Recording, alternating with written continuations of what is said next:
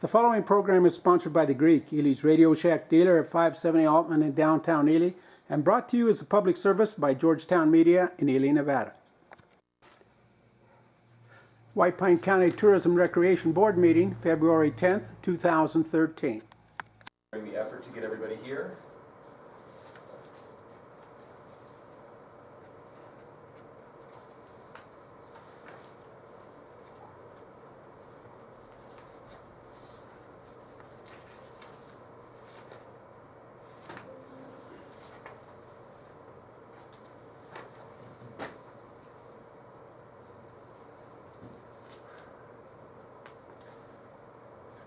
Good morning, everyone. Thanks for joining us online.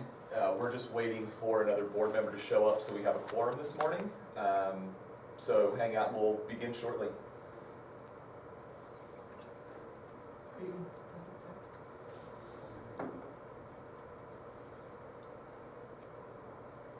Gotta get the game on. I gotta get with you later on, Later on. or after, for just a minute, if you can. I gotta meet with you on 10:30. All right, never mind, then. I'll catch up with you. Okay. Did you call him? We're gonna be Tuesday Who? here for one of the subcommittees.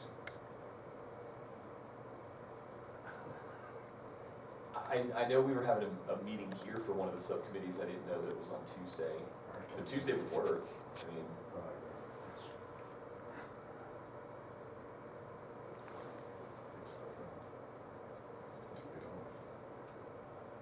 I know it as soon as you wrote down. I'm right Oh, on. for the museum? Yeah. You guys, I just did the minutes, you guys talked about it, but you didn't set a date. Okay. All you said was at the convention center During business hours. during business Yeah. hours, yeah, that was all, Okay. but no date. It's one way to guarantee I'm gonna be here. Make it during business hours. Make it on a Saturday at noon. It's gonna be tough. That's, because Tuesdays, she's off on Tuesdays, that's probably, Okay. that's not.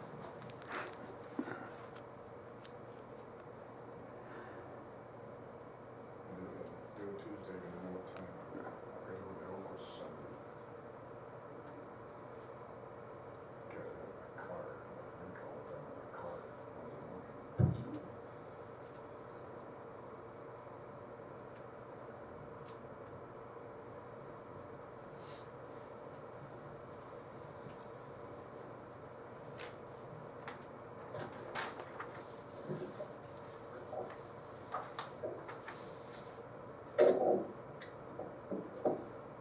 Again, I apologize for the wait. We are just waiting to hear back from our other board member on when they are going to be getting here, so I apologize. Sandy? That's who we're waiting on. So.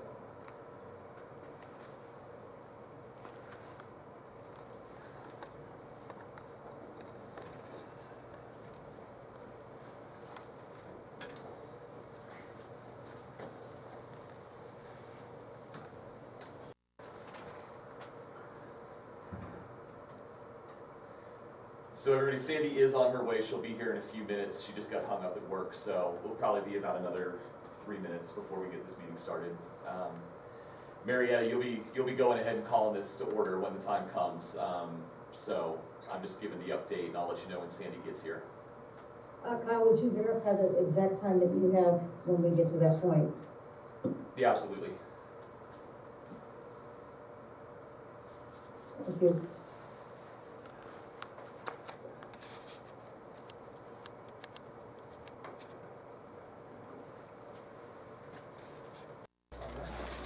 I'll tell you this story. Good morning, Sandy. All right, so Marietta, Sandy is here. We do have a quorum. It is 10:08 in the AM, and you are clear to get this meeting started. All right. Welcome everyone to the White Pine County Tourism and Recreation Board meeting. Today is Friday, February 10th, and the time is 10:08 a.m. I'd like to call the meeting to order. At this time, Kyle, would you lead us in the Pledge of Allegiance? Yes, my pleasure.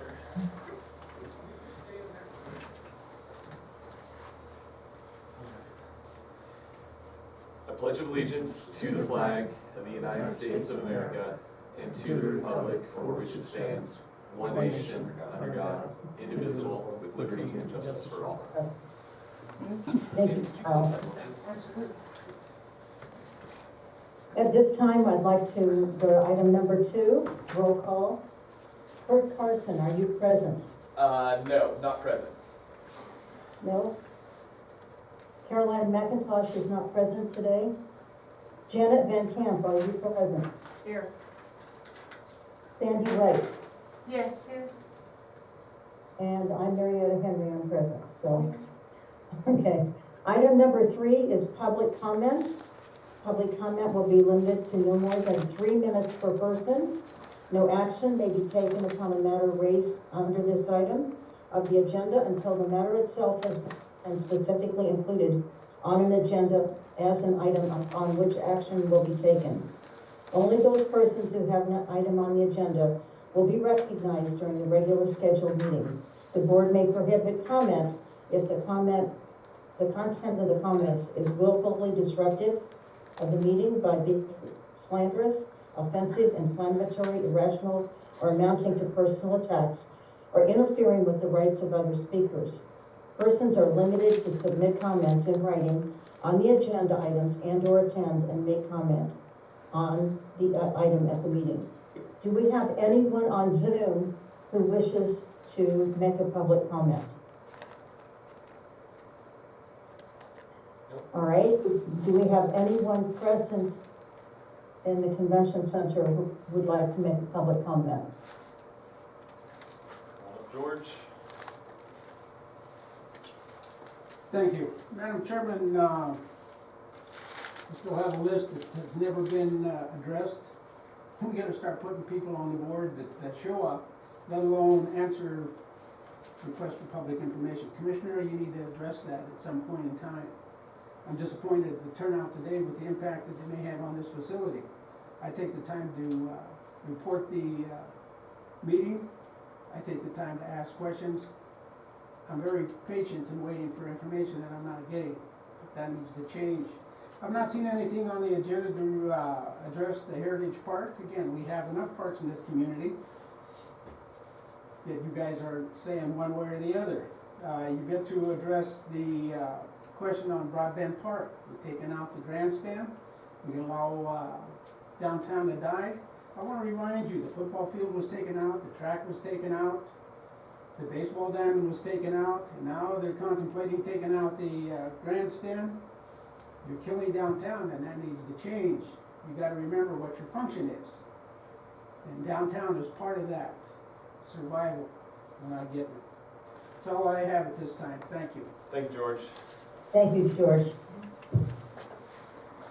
All right, item 4 is our presentations. And we will start with 1 Studio D plus A first. Marietta? Yes. If I may just give a little bit of background on how we would like this to go.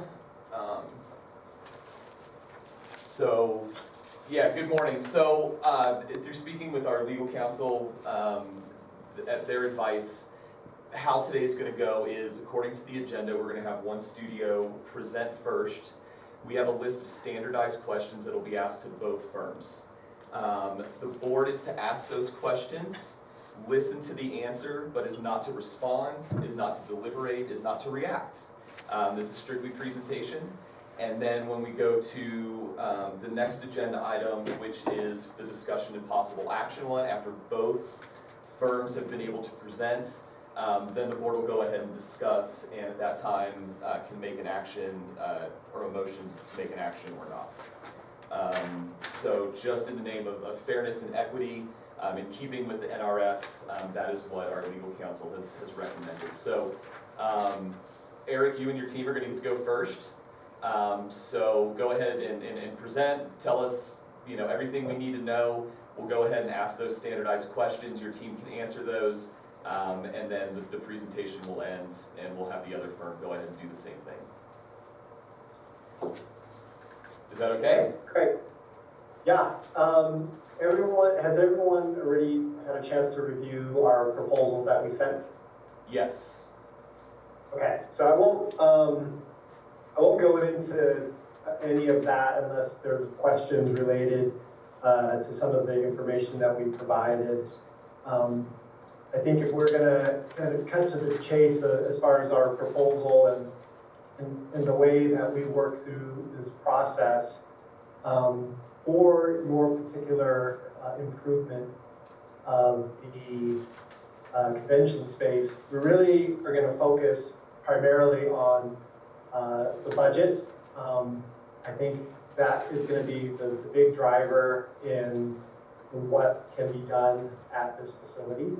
And that will also help to set the priorities with all the stakeholders.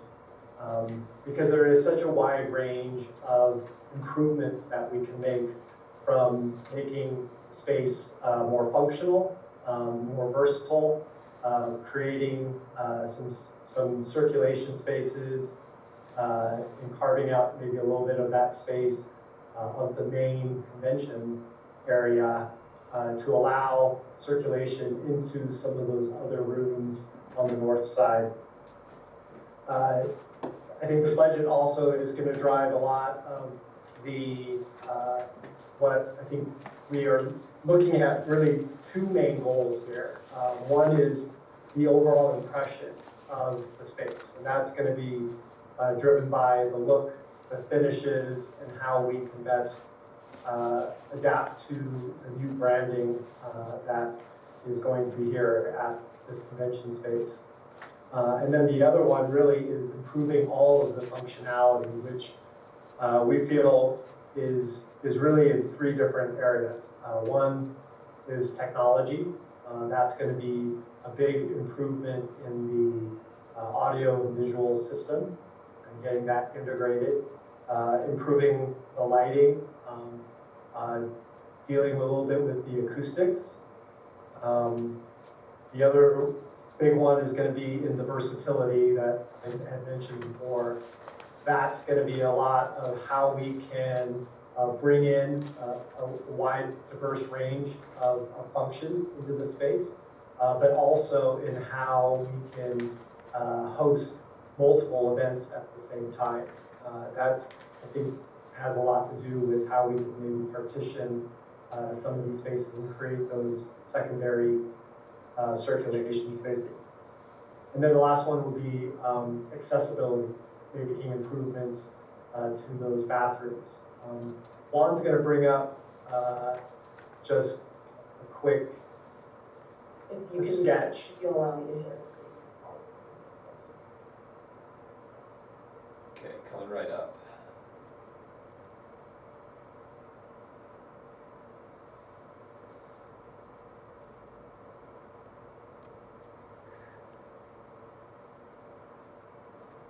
You can see my screen. There it goes, yes. So the blue line is one of the proposals.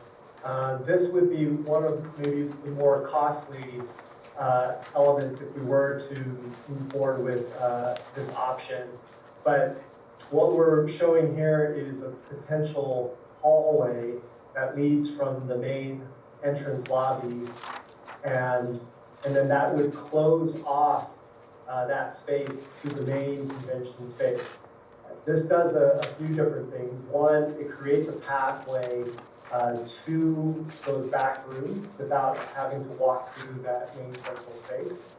It also creates a sound barrier to those restrooms, so it'll help with acoustics as well as privacy going back to those men's and women's restrooms. And then also allows the White Pine Room to have a secondary access that's not right off of that main space. That pathway would also lead back into those north men's and women's restrooms and all of those multi-function spaces on the north side. Where we show the number 2 in red is the area that we're also proposing to block off to create a better impression with any of the visitors walking through into those back corridors. But also allow maybe more to happen with back house functions in those bar areas to make them a little bit more efficient. And then we can maybe add some more elements within that space without creating a visual interruption or kind of a bad impression as people navigate into those north lobby spaces. And then the last one that could be a potential, depending on if there is storage room to be eliminated, is to be able to create a larger welcoming lobby space for those multi-function spaces in the back, and then create just a better impression, almost another pre-function lobby. And so I think, working with your board and all the various event planners here, I think that would be really our process, is really understanding all the different types of events that you want to have here, understand the budget that we're working with, so we can tailor what we feel is the most effective improvement for this convention space, and then also provide some additional options that could be upgrades for you to consider that may go beyond your budget, so you can make those decisions as far as, if those things seem worth the cost. So really our goal with a lot of these different event spaces that we've done before is really to try to give you, the maximized budget and do as much of the things that you want, and then find compromises where we can to fit the budget that you have for this particular project. I think the big thing right now that we're seeing is that a lot of clients, once we finish the design process and go through that bid process, is that still the construction environment right now, the prices are a lot higher still than that they've anticipated when we get years back. And so I think that what Eric was saying about being able to provide you this menu of choices will then help you focus. And then even if things are costing a little bit more, we can then help you prioritize and figure out what's the most important, and hopefully then be able to figure out the best course forward for the convention spaces.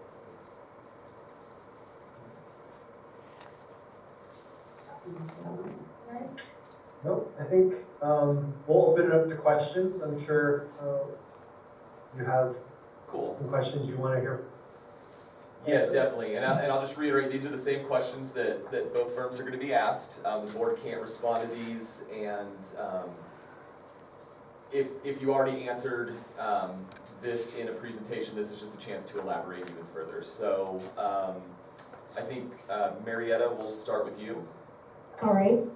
Tell us about a past project that is similar in size and scope.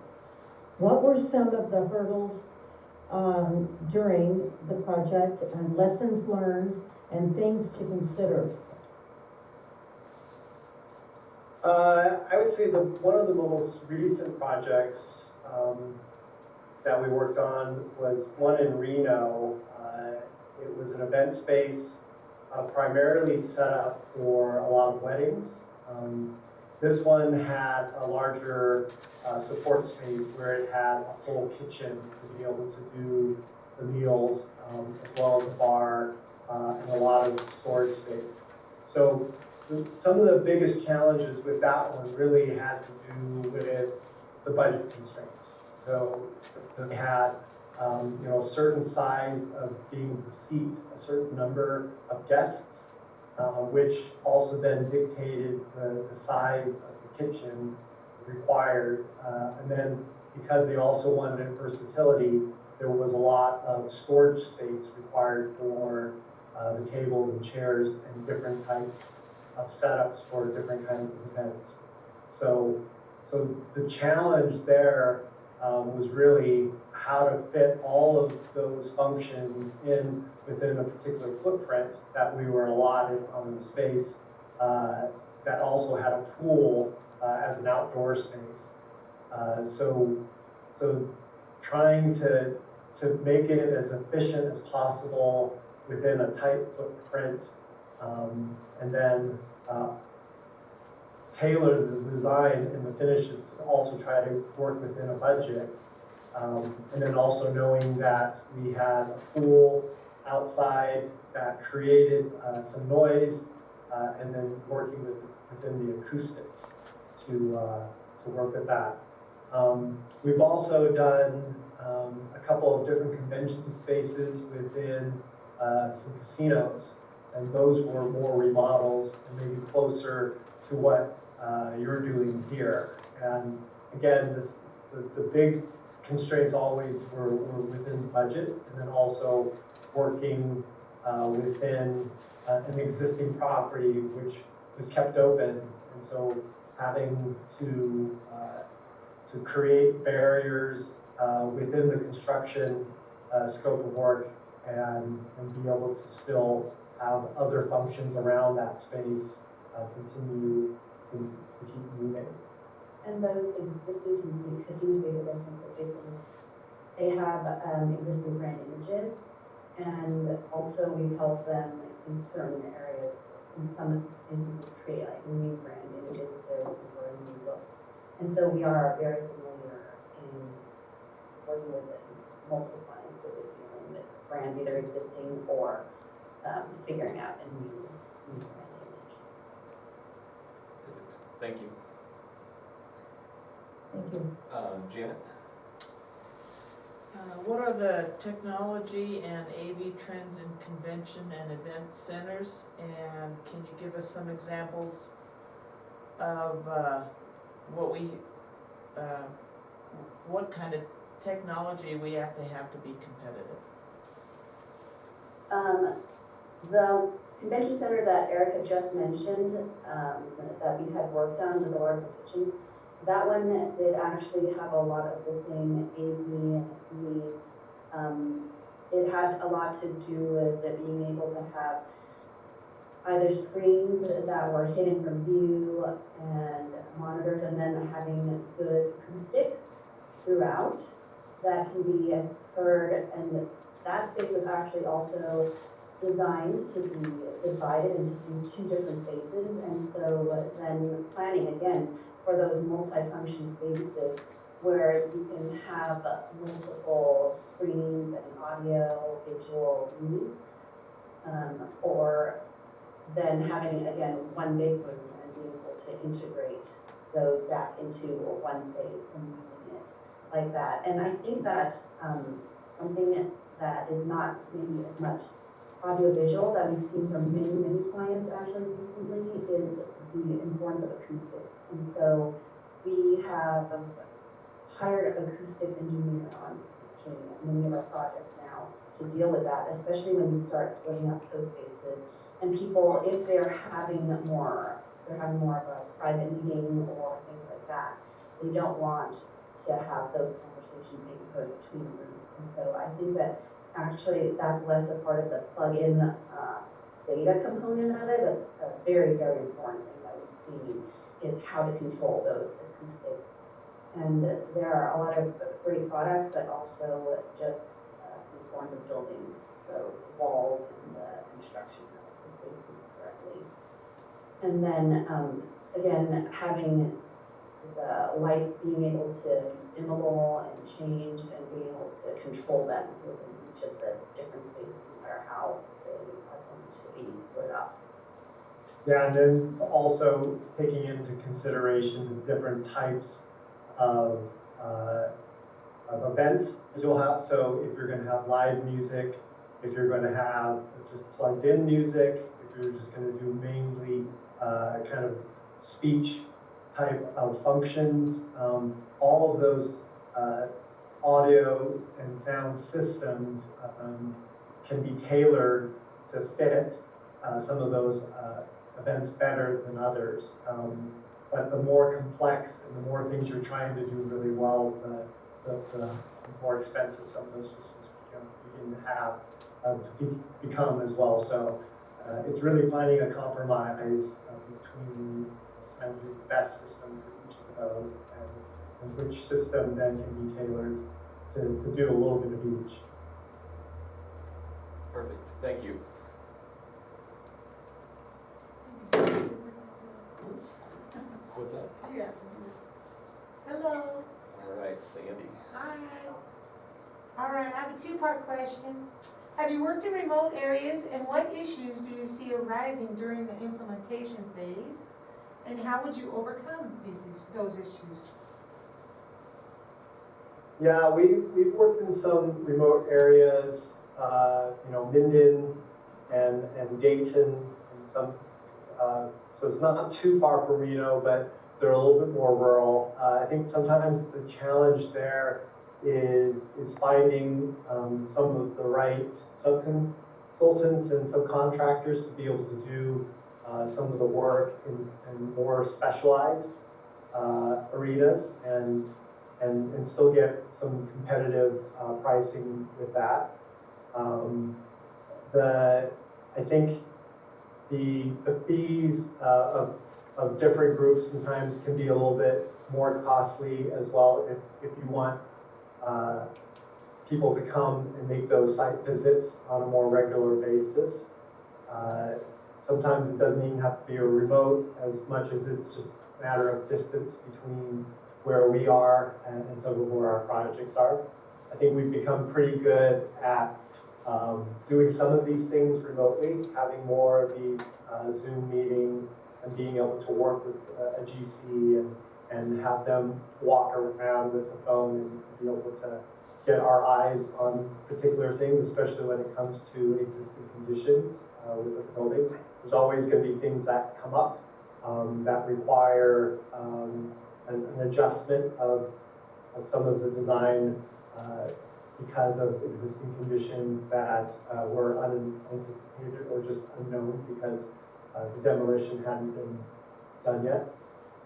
So I think there are some challenges in working remote, but I think we've found a way to work through a lot of those things in an efficient way. And a lot of that has just to do with just building a really good relationship with the people in the field doing the work and with whoever our ownership group is as well, and being able to open a line of communication so we can really talk through a lot of those things and try to anticipate any of the challenges that arise.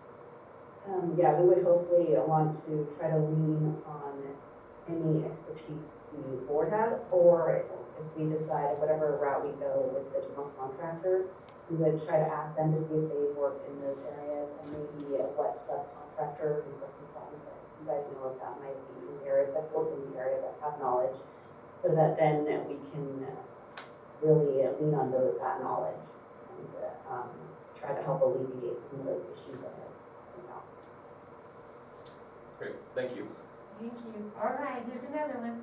We do multiple types of events and quick turnarounds. What are your suggestions for flexibility of floor plans while still being able to accommodate a number of events? Yeah, so I think we touched on it a little bit. I think to be able to do multiple events really requires some circulation spaces and some access points without having to go through that main space.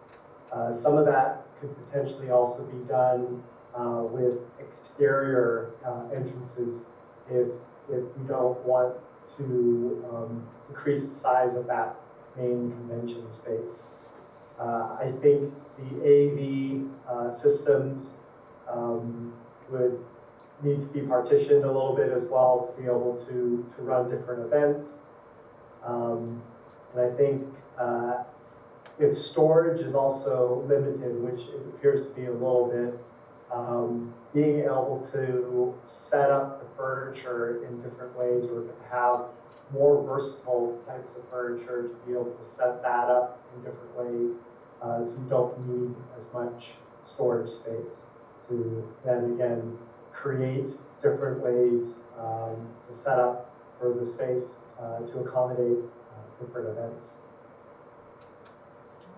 Thank you. Yeah, I think there are new systems too, sorry, that, our interior designers are very familiar with just, that take up less space as you start to be able to stack them, and things like that. And, our interior design team is very familiar with that, working with both office spaces that can be formed off and then with convention spaces. And so, they would have lots of suggestions and, different vendors that they've worked with. So a good deal of familiarity for us in that area. Thank you. Janet, I think you have the next one. What are the design